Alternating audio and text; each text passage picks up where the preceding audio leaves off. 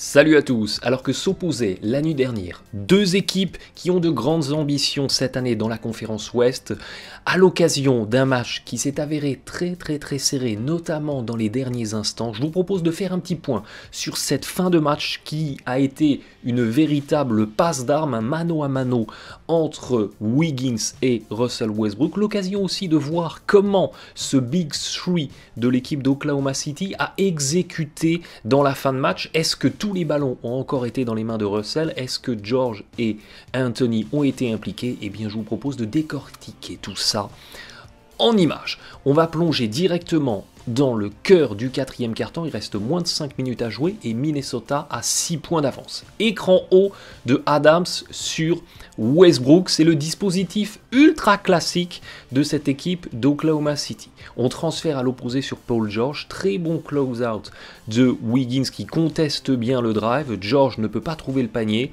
Il retransfère vers Westbrook à 9 mètres qui déclenche en première intention avant l'arrivée de Adams, et Oklahoma City marque à 3 points. Après 2 lancers pour les Timberwolves, on retrouve OKC en attaque. Écran haut de Adams sur Westbrook. L'objectif, c'est d'ouvrir un intervalle pour que Westbrook puisse aller attaquer le cercle. Notez que Taj Gibson, parce qu'il a Carmelo Anthony dans le coin, il hésite à venir franchement aider pour barrer l'accès au panier.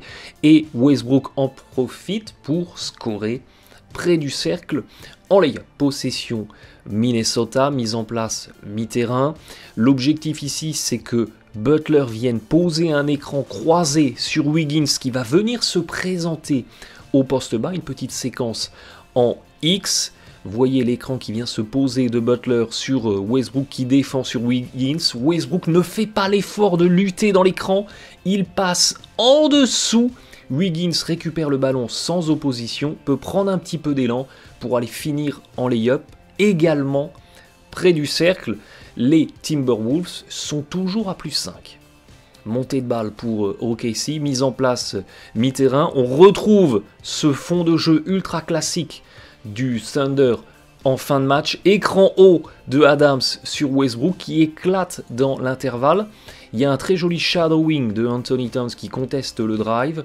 Ça transfère dans le coin, ça repasse par Westbrook. On a encore l'écran haut, mais cette fois-ci, Karl Anthony Towns est trop bas. Il n'est pas en capacité de venir contester un éventuel tir de Westbrook. Westbrook n'hésite pas. Il déclenche à 3 points. Il vient d'en mettre un juste avant et ça fait une nouvelle fois ficelle. Thibodeau est fou furieux à l'encontre de Anthony Towns parce qu'il n'est pas assez monté, il n'est pas venu aider et il faut pouvoir sur les écrans contester également les tirs. Possession du coup pour les Timberwolves, il y a 2 points d'écart. Écran haut de Anthony Towns sur Wiggins. Wiggins qui va refuser l'écran. Il aurait pu retrouver ici Anthony Towns qui était tout seul au poste. Mais Wiggins a vraisemblablement eu peur de l'aide de Anthony. Donc il retransfère à l'opposé sur Jeff Teague qui attaque l'intervalle, provoque la faute et mettra de lancer.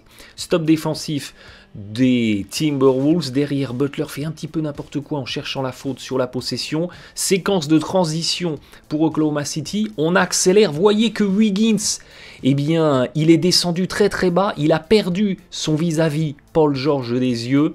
Résultat, le ballon retourne dans les mains de PG qui déclenche à 3 points. Wiggins est un petit peu en retard. C'est un bon tir à 3 points ouvert, mais qui est trop court. Et les Timberwolves s'en sortent miraculeusement avec un stop défensif.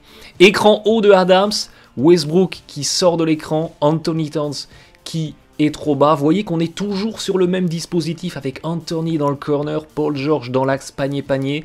C'est du copier-coller des séquences précédentes et même cause, même résultat. Anthony Towns ne vient pas aider sur l'écran, Westbrook déclenche, mais cette fois-ci, c'est un petit peu trop tard. Les Timberwolves s'en sortent encore une fois plutôt bien. Séquence placée avec un 1-2 screen. L'objectif, c'est que ça change en défense et c'est exactement ce qui se passe ici avec un Felton qui va se retrouver à défendre sur Butler. Butler qui veut le jouer en isolation. Très bonne séquence d'aide de Carmelo Anthony qui vient bien flotter pour surcharger côté ballon. Regardez, il y a 5 défenseurs d'Oklahoma City dans la raquette.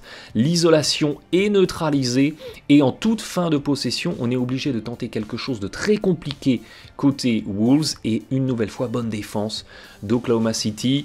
Écran haut sur Westbrook de Adams, ça décale sur Felton dans le corner et encore un 3 points manqué, mais très bon suivi de Adams qui marque derrière avec la faute. Temps mort pour Minnesota. Minnesota qui utilise un de ses 2 derniers temps morts. Il va y avoir un petit Iverson cut de Wiggins qui va bénéficier d'un double écran en haut de la raquette pour se retrouver dans l'aile. L'objectif, c'est qu'il ait un petit peu d'avance sur son défenseur et qu'il puisse attaquer comme ça dans la continuité le long de la ligne de fond en posant le dribble et en allant chercher un lay-up. C'est exactement ce qui se passe. Et très joli mouvement en enroulé de Wiggins qui vient splitter la prise à 2, qui vient squeezer l'aide de Anthony et qui place les Timberwolves toujours à +3. Écran haut cette fois-ci de Anthony sur Westbrook. Très compliqué à défendre parce que Anthony va éclater et peut être dangereux à 3 points. On change côté Wolves, ça décale dans l'aile pour Paul George qui efface son défenseur. Vous voyez qu'il y a un intervalle énorme à l'opposé pour retrouver Felton. Très belle passe de Paul George. Le ballon lui revient dans les mains et le 3 points est une nouvelle fois un peu trop court. Et encore un stop pour les Timberwolves qui mangent du temps sur l'horloge à +3 à 1 minute de la fin. C'est ce qu'il faut faire, mais ils ont perdu un petit peu trop de temps pour cette mise en place. On veut une nouvelle fois jouer une isolation dos au panier sur le côté droit du terrain. Anthony, toujours lui, flotte bien et on a un Wiggins qui envoie un airball et les Timberwolves qui ne trouvent rien d'autre qu'une violation de l'horloge des 24 sur cette possession. Temps mort pour Oklahoma City, remise en jeu mi-terrain. Écran haut de Adams sur Westbrook. Tiens, qu'est-ce que c'est surprenant. Dans la continuité, on a un Westbrook qui flash dans l'intervalle, qui attaque le cercle. Bonne aide de Wiggins, mais meilleure qualité de finition de Westbrook qui ramène son équipe à -1. Dans la continuité, les Timberwolves la jouent sans demander temps mort. Taj Gibson est bien décalé au poste haut. Il a un très bon tir ouvert.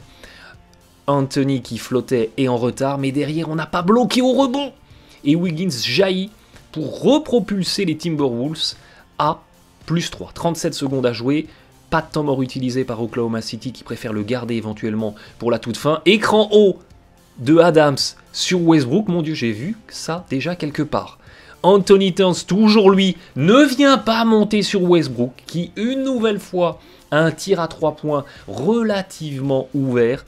Et Westbrook sanctionne, Tom Thibodeau est absolument fou. Et dans la foulée, il utilise son dernier temps mort. C'est son dernier temps mort après ce 3 points de Westbrook. On voit ici que c'est un 3 points relativement non contesté. Et ficelle de Westbrook qui permet à Oklahoma City d'égaliser. Remise en jeu après le temps mort des Timberwolves sur leur moitié de terrain. On va avoir une weave action avec un Crawford qui va couper dans la raquette et ensuite Towns va venir poser un écran sur Wiggins qui vient se représenter côté ballon. Vous voyez, c'est un petit peu comme ça, 3 joueurs qui vont se croiser. Et l'objectif, c'est que Wiggins la joue en isolation dans la continuité. Sauf que Oklahoma City, une nouvelle fois, conteste bien cette isolation en surchargeant la raquette. Résultat, la séquence capote.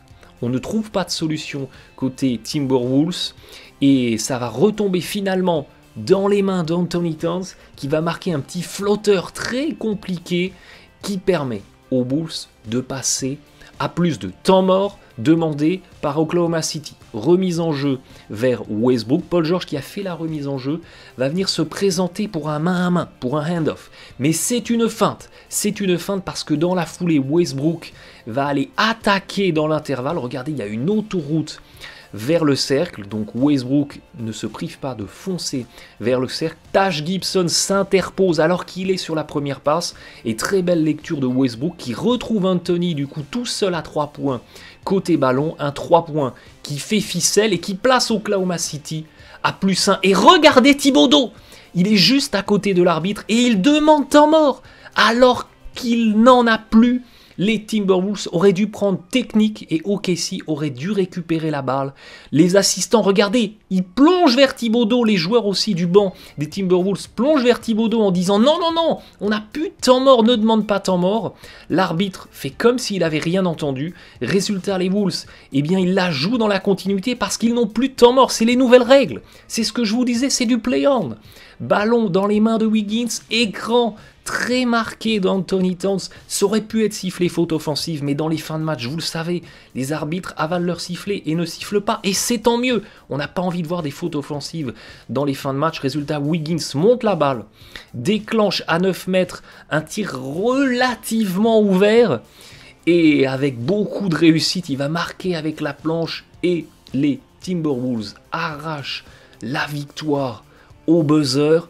Une victoire qui peut avoir vraiment un goût amer pour cette équipe d'Oklahoma City, entre le temps mort demandé qui n'a pas été sanctionné et l'écran vraiment marqué d'Anthony Towns sur Paul George. On aurait pu avoir un dénouement extrêmement différent dans ce match. Un match, il ne faut pas l'oublier, qui a été quand même dominé dans sa quasi-totalité par cette équipe des Timberwolves qui commencent un petit peu à exorciser leurs vieux démons de la saison passée, une équipe qui n'arrivait pas à gagner des fins de match serrées la saison passée. Ça va déjà un petit peu mieux sur cette saison, notamment grâce à Wiggins. On aura revu sur ce match le Westbrook de la saison passée, qui dans les 5 dernières minutes a fait un 6 sur 7 au tir, qui aura pris ses responsabilités et qui aura utilisé énormément de possessions en attaque. On se demandait ce que ça allait un petit peu donner avec Anthony et George à côté. Et bien Anthony et George à côté se sont contentés de regarder dans les 5 dernières minutes. Anthony ne tente qu'un seul tir,